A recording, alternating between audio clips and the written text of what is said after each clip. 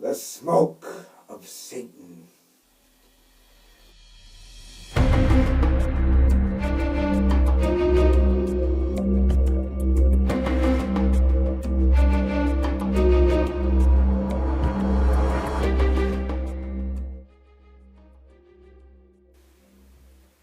Hello, and welcome to The Smoke of Satan. My name is Joseph Silla Jr. I'm the writer of edgy Catholic fiction. I've written a book called When the Wood is Dry, an edgy Catholic thriller, which also comes in a Catholic version, Catholic edition we call it. And it has that has no bad language in it. But the events are pretty tough, so it's not for kids. And this one is my graphic novel, Blind Prophet, which we also have the series of comic books for. And this is my novel for Christmas, Merry Friggin' Christmas, an edgy Christmas comedy, which is kind of a way to get people exposed to a great story about an atheist who encounters things at Christmas time. Okay, now, and that comes in a naughty edition as well. So we have the standard edition and a naughty edition. We're talking about the smoke of Satan, which comes from something that Pope Paul VI said when he said, we would say that through some mysterious crack, no, it's not mysterious, through some crack, the smoke of Satan has entered the Church of God. There is doubt, uncertainty, problems, unrest, dissatisfaction, and confrontation. My contention is that that smoke of Satan came from something that Pope Pius X was fighting back in 1907 when he wrote Pascendi Dominici Gregis, which is a treatise on the Modernist Heresy. So we say that this is it's kind of part of a losing battle, and we believe that in Vatican II, many of the theologians who had a lot of influence were people who were sanctioned for this modernist heresy that Pope Pius X was fighting against, and he wrote all about it in this encyclical, which is why we're talking about it now. Now, why am I doing this? Well, I was scandalized when I saw the Pope worshiping an idol in St. Peter's. That's one of the most holy places in Christendom. And he's worshiping an idol from the Amazon. That shouldn't happen. That is a public violation of the first commandment by the Pope, the successor of St. Peter, in St. Peter's Basilica, where his bones are. This is like, I don't know how anything gets worse than that. For me. Now, I don't know. So I wanted to find out what the heck happened to my church, because I had some questions about what happened in Vatican II, because I see a diminishment in the church since then. But now, I mean, this kind of thing is like, what just happened, right? Okay, so I want to figure that out, because my books are kind of trying to draw people to the church. What am I doing? What church am I drawing them to? Okay, so I believe that we need to get back and listen to St. Pope Pius X and see what he says.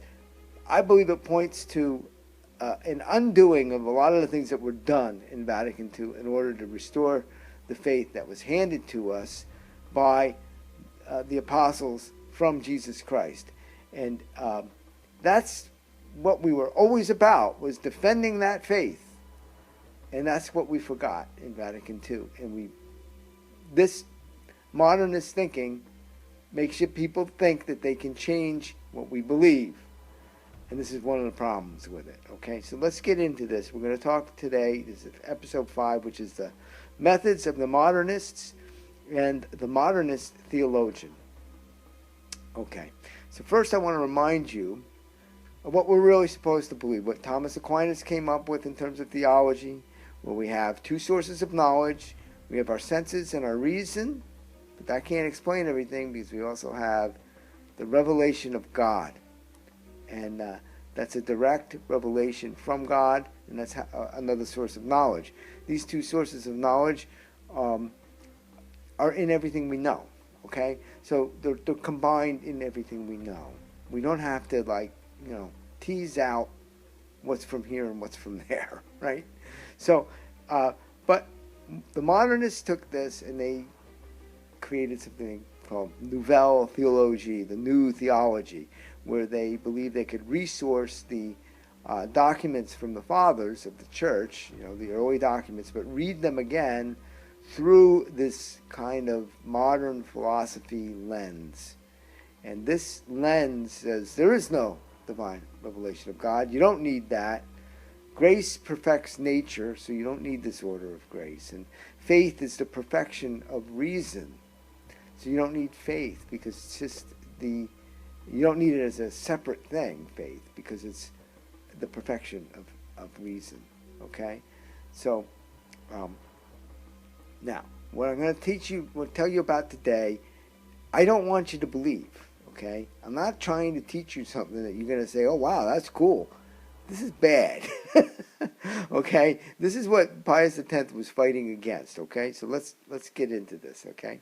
The methods of the modernists. Okay. The relationship between faith and science leads them to be vague and doubtful. Now, when you hear traditional theologians talk about the modernists, they will always comment on how vague they are and how the words have double meanings and they can't really nail down what exactly they mean. And they talk in these kind of flowery, new agey kind of ways. It's vague and doubtful. But it's really because they're trying to iron out these differences between faith and science, because science is primary to them, and they want to box up God into this unknowable category. So everything you can know by science and history, causes people to have this unknowable left over, and that's where God is. Now, remember, St. Thomas said there's two sources. Those sources are all together. We don't have to have a separation like that. But when you have them all in the one bucket saying you don't need the other one, and you have science as primary, then you run into this trouble, okay? In the same way, they draw their distinctions between theological and pastoral exegesis and scientific and historical exegesis. So, there's this difference in, we talked about the science and history. You can be, Jesus is one thing in science and history, and he's something else when you're talking about the faith. There's also this distinction between theological and pastoral, okay? So when they might say something is theologically what we believe, but then pastorally we kind of say, well, we can do something a little different, right? So we can, so we're handling it as a pastoral issue. And that way it's more palliative, you can kind of get away with more. All right. So there's no mention of Christ's divinity in history, but it's preached from the pulpit, right? So again, the theologians are of double minds, just like the philosophers were. You say one thing when you're with believers, you say another thing when you're teaching in a history class. So Jesus wasn't really God when you're in history, but he really is God when you're a believer from the pulpit. And they're openly critical of the church's doctrines, and then they complain when they're rebuked about losing their liberty. So this is a thing, right? Pope Pius X actually did stuff about this. We're going to get into it in later episodes. His remedies for this situation. He tried to, ban them from being in the seminaries and ban their books from being read. He did a lot of things. So and they didn't like it, and so they would complain, "Oh, you're not letting me be free." Okay. So now here's a quote from the document. This will give you a hint about how dense this was, and I kind of went through and tried to loosen it up a little for you. So, they continuously and openly criticized the Church because of her sheer obstinacy in refusing to submit and accommodate her dogmas to the opinions of philosophy. While they, on their side, after having blotted out the old theology, endeavor to introduce a new theology which shall follow the vagaries of their philosophers. Okay? So again, they're trying to create a new theology that will be consistent with these modern philosophers. Okay. Now, the modernist as a theologian. This gets a little bit tricky, so hold on to your hats. We have the principles of imminence and symbolism. So, this is concerning the conciliation of faith with science, but always, however, saving the primacy of science over faith. Okay? So, the principles of imminence and symbolism, theological immanence. The philosopher has declared the principle of faith is immanent. Now, what we mean by immanent means it's internal to the person. Okay? It's not coming from an external source. So faith is from inside of you. The believer has added the principle is God. Right? So this is from God. This is God. And the theologian draws the conclusion God is immanent in man. Now, this can be kind of consistent with orthodoxy, because God in man is kind of, Christ in us is kind of what we believe, right? But they go a little bit further afield. Okay, so let's talk about theological symbolism. Okay, so the philosopher regards as certain that the representations of the object of faith are merely symbolical. Okay, so the philosopher is certain that this faith stuff, the objects of faith, are just symbols.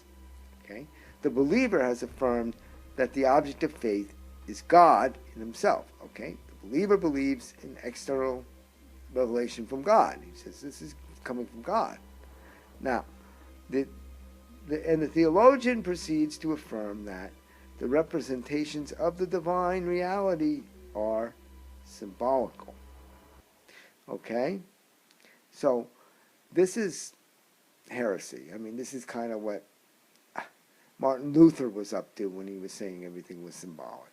The Eucharist isn't a symbol in the Catholic faith. It is real.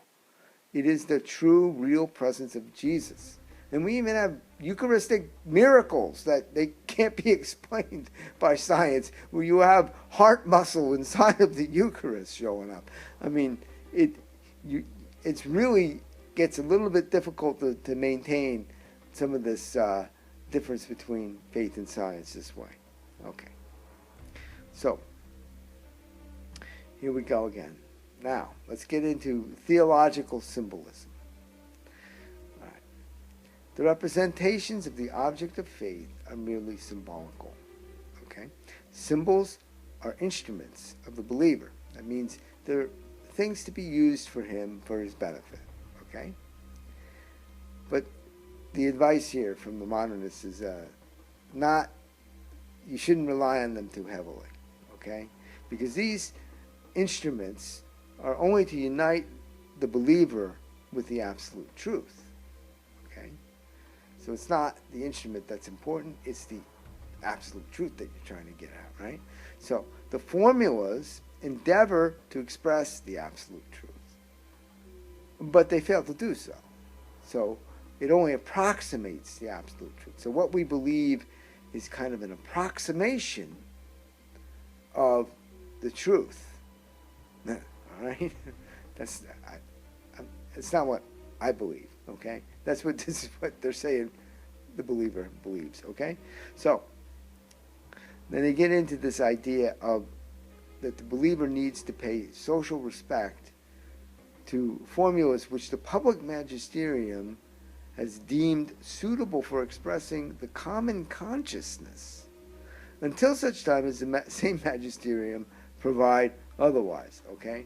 So, this weird idea that the magisterium is after what's in the common consciousness, that ain't what we believe. Is not what we used to believe as Catholics. I don't know. Is that what you believe? It's it's a new agey kind of thing, what's in the common consciousness. And these are the arbiters, or the people in the magisterium. So it's not really anything divine. It's not absolute truth. It's just something that's in the common consciousness. Just as something's in the common consciousness doesn't mean it's true. Okay? All right. Anyway, let's move on. So, now, there's three different views of these modernists about imminence. This is why it's a little dicey figuring out what exactly your average modernist believes, because it's kind of, they believe different things about it.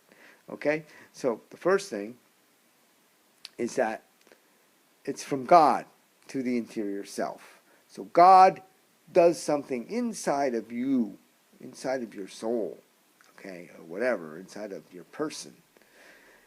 He doesn't, like, there is no real burning bush, right, for Moses. It's something inside of him. This is what they believe. They don't really believe what's in the scriptures that way. They believe they kind of evolved over time or something. All right?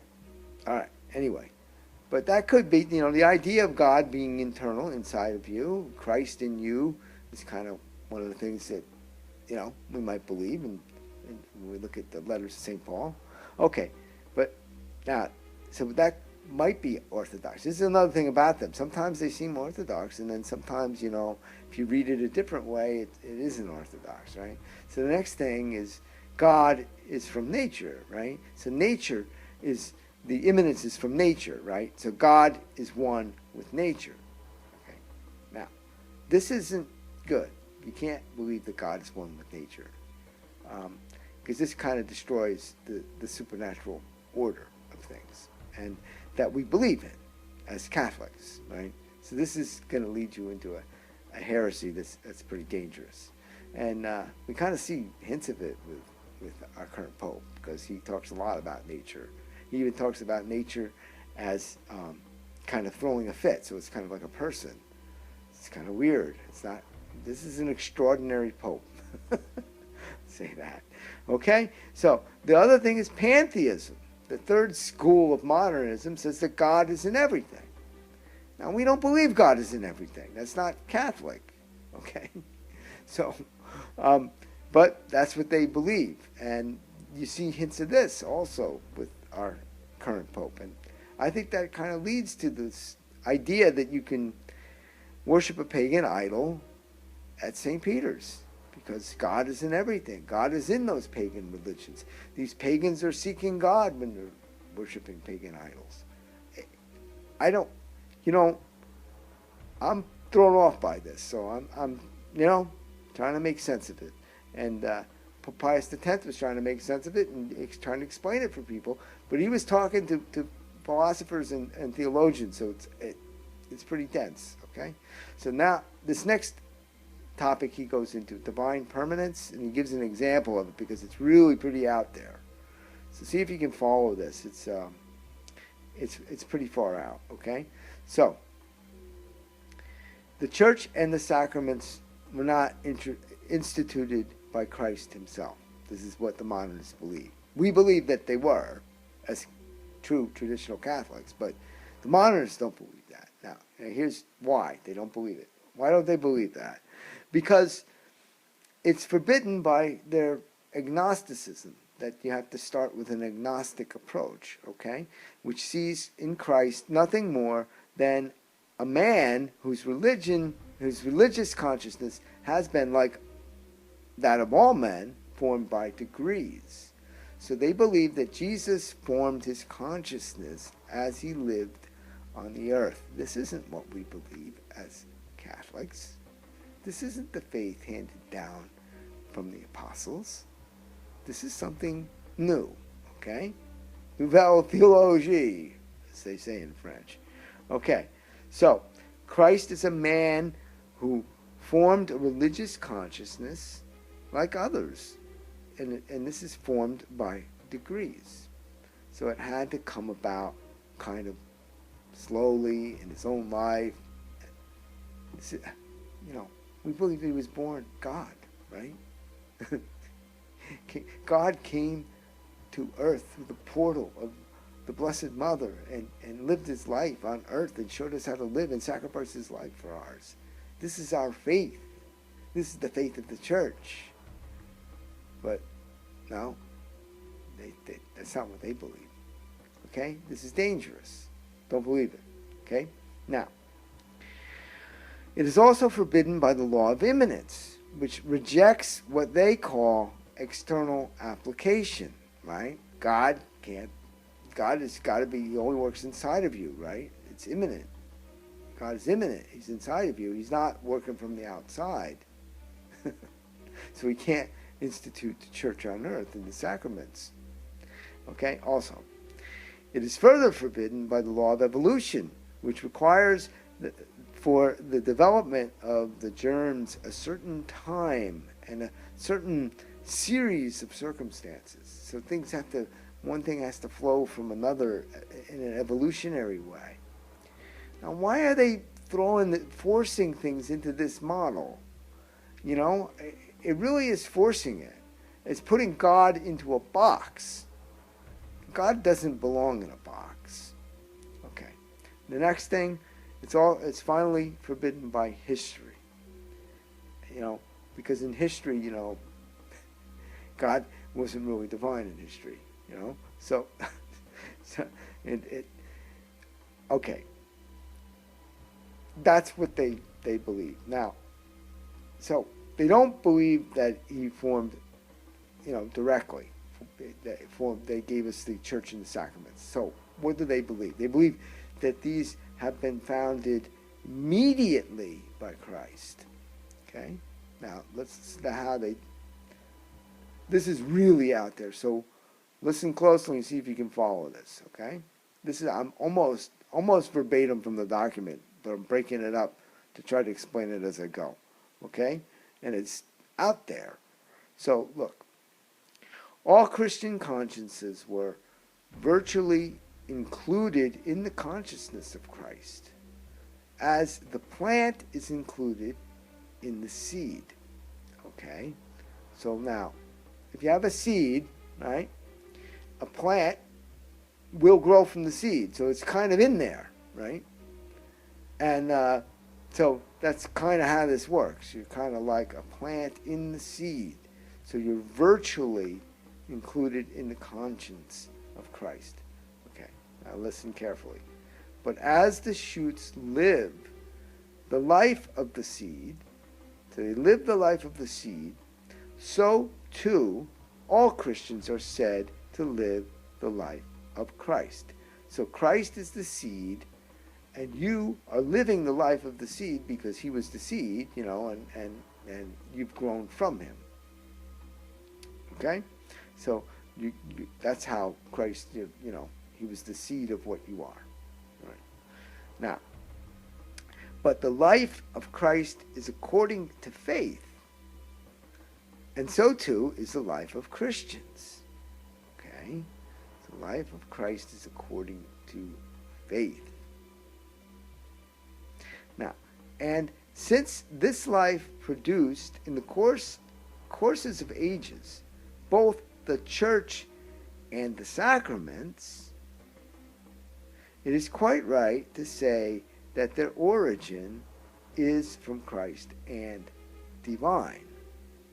Now, so they're saying the church and the sacraments grew from the seed of Christ, and therefore the origin is Christ and it's divine. Now, in the same way, they prove that the scriptures and the dogmas are divine. Okay, so it's all this kind of evolutionary thing from a seed and growing and fuzzy. Now, that's not what I was taught when I was learning my catechism way back in the day. Jesus gave us directly the church. He said to Peter, "You're the rock on which I will build my church." You know, and those things are historical that happened in the Bible, in the Acts of the Apostles and the development of the church. And the sacraments, Jesus said, this is my body, this is my blood. He instituted the sacrament of communion. He said to the apostles that they have the ability to forgive sins. Whose sins you forgive are forgiven. He said that. He instituted that. Right? Directly. Didn't he? But they're trying to force Jesus, despite the evidence of the Gospels and Scriptures, into this thinking about how things evolve and develop. But he doesn't fit. Okay? Doesn't fit, because he's God. God doesn't fit in their system that way. You can't shove him in there like that. It doesn't work. It's the external relationship of God. If you have a problem with God and science, it's a mystery, right? It's a mystery. Ponder the mystery. This is what we do with faith. How can that be? Well, it's hard to believe. Oh, yeah. It is hard to believe, isn't it? That's the point of faith. Things are hard to believe. Okay. So let's read a couple of quotes from St. Pius X. Okay? And this is pretty dense, so some of it's summary of what I've already said. But just give it a listen. You'll see what we're dealing with here. Truly enormous errors both. This is imminence and symbolism. The pernicious character of which will be seen clearly from an examination of their consequences.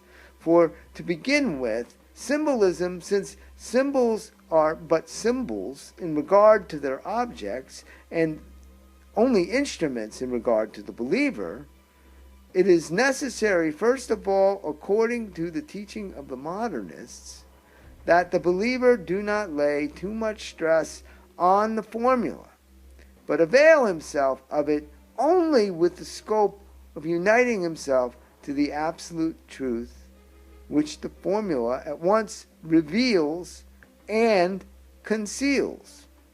That is to say, endeavors to express, but without succeeding in doing so. So, these formulas are not really reliable, so don't rely on them too much, right? Okay.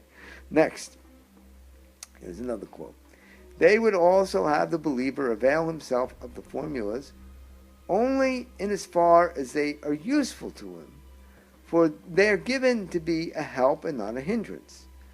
With proper regard, however, for the social respect due to formulas which the public magisterium has deemed suitable for expressing the common consciousness, until such time as the same magisterium provide otherwise. Concerning imminence, it is not easy to determine what modernists mean by it, for their own opinions on the subject vary. Okay, we talked a little bit about that. There's three kind of groups of modernists on what they believe about imminence. But as you can see, this common consciousness thing, and the magisterium is determining what's in the common consciousness, and we have to give quote-unquote social respect to what the magisterium is saying. I mean, the old school, man, the magisterium was teaching us the truth, and we believed the truth. Okay? This new school, magisterium is kind of, well, you know, this is what's in the common consciousness, but, you know, you can really kind of believe what you want, but you have to give respect to what's in the common consciousness. I don't know what this is, right? This is why Pope Pius X was fighting against it. You can't do this. It isn't our Catholic faith that was handed down. We're not defending the deposit of faith that was given to us by the apostles. And that's what we're supposed to do. Okay?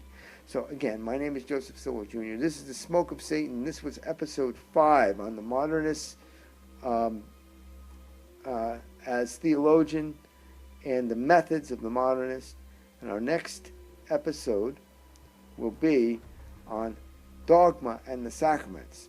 Now, we talked a little bit about the origin of dogma last in episode 3, I think it was.